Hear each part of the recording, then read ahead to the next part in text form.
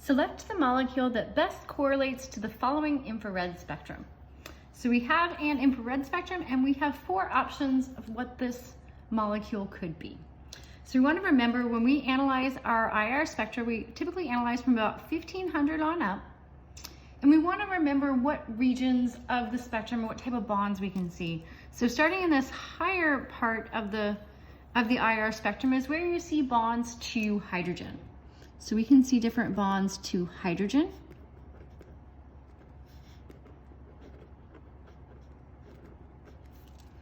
Right around here, somewhere around 2100 or so is where we'd see bonds that are triple bonds. So that's the triple bond region. So triple bonds. And then finally, the next region that we're going to be able to see here is the double bond region. So that's how we break down this. So let's take a look at what we see. So in the bonds to hydrogen, that's where you're going to see things like carbon-hydrogen bonds, but also maybe oxygen-hydrogen bonds and nitrogen-hydrogen bonds. And in particular, you might notice that 2 of these options have OH groups. Okay, so if you were to have an alcohol OH, you'd probably have this broad peak here, right? Usually centered at approximately 3300. The OH of this carboxylic acid would be overlaying this entire thing. So you might notice fairly quickly that we do not have an OH peak. And so with that information, we could eliminate C and D, right? And then we have A and B here. And so we have an aldehyde and another aldehyde. So we have a saturated aldehyde .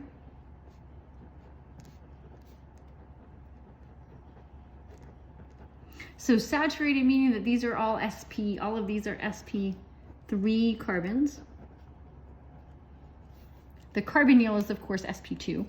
And B is an aromatic aldehyde. So you got the benzene ring with the aldehyde attached.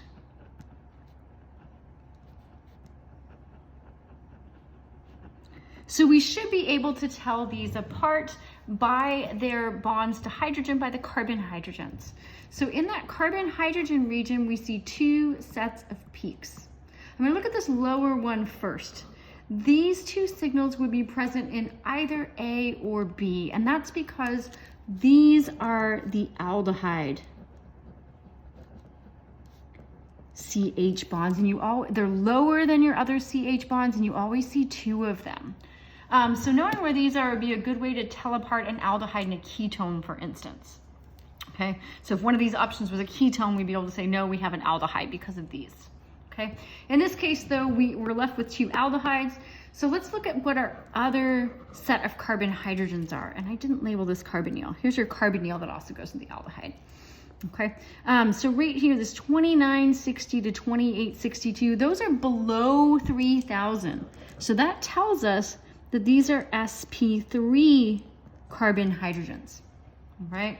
We do not have anything above 3000. So in this region, we don't have anything. So we don't have any sp2 carbon hydrogen stretches, which we would expect to see if we had a benzene ring.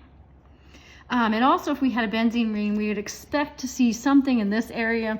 You'll notice that it is blank on this one. If there was a significant peak, you would be shown it, okay? So don't let that fool you. If there was something there, it would be there. We wouldn't just erase part of it on you. But we'd also see like we don't have any of the carbon-carbon double bonds of the benzene ring. So that tells us that it's definitely this saturated aldehyde A.